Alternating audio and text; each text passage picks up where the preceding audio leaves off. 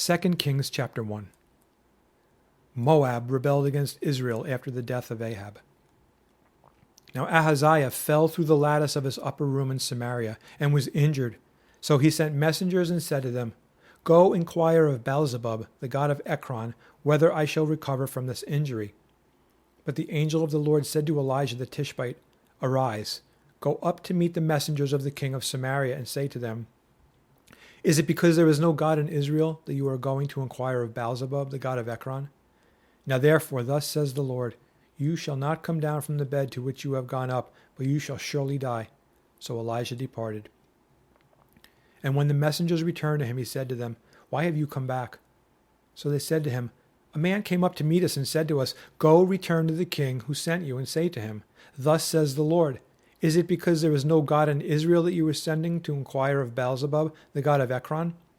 Therefore you shall not come down from the bed to which you have gone up, but you shall surely die.'" Then he said to them, "What kind of man was it who came up to meet you and told you these words?" So they answered him, "A hairy man wearing a leather belt around his waist." And he said, "It is Elijah the Tishbite." Then the king sent to him a captain of 50 with his 50 men. So he went up to him, and there he was, sitting on the top of a hill. And he spoke to him, "Man of God," the king has said, "come down." So Elijah answered and said to the captain of 50, "If I am a man of God, then let fire come down from heaven and consume you and your 50 men." And fire came down from heaven and consumed him and his 50. Then he sent to him another captain of 50 with his 50 men. And he answered and said to him, "Man of God, thus has the king said, come down quickly." So Elijah answered and said to them, "If I am a man of God, let fire come down from heaven and consume you and your 50 men." And the fire of God came down from heaven and consumed him and his 50.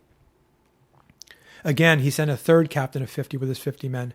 And the third captain of 50 went up and came and fell on his knees before Elijah and pleaded with him and said to him, "Man of God, please let my life and the life of these 50 servants of yours be precious in your sight.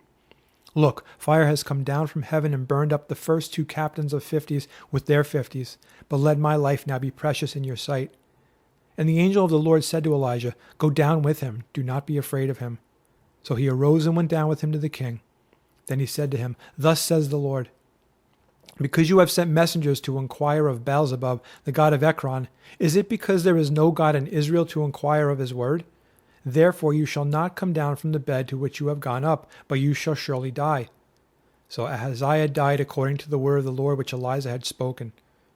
Because he had no son, Jehoram became king in his place, in the 2nd year of Jehoram, the son of Jehoshaphat, king of Judah. Now the rest of the acts of Ahaziah which he did, are they not written in the book of the Chronicles of the kings of Israel?